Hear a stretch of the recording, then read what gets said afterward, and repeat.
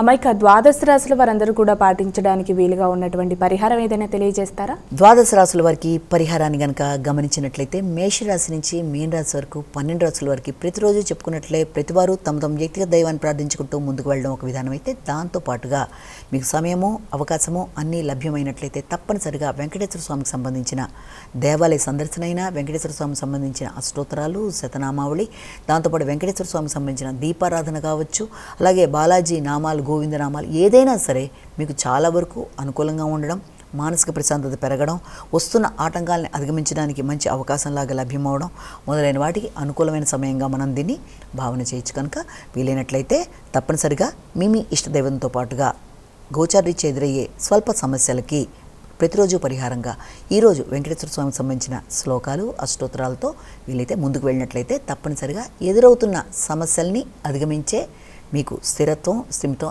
ఏర్పడే అవకాశాలు ఉన్నాయని మనం ఇక్కడ గమనించుకోవాలి. నమస్కారం.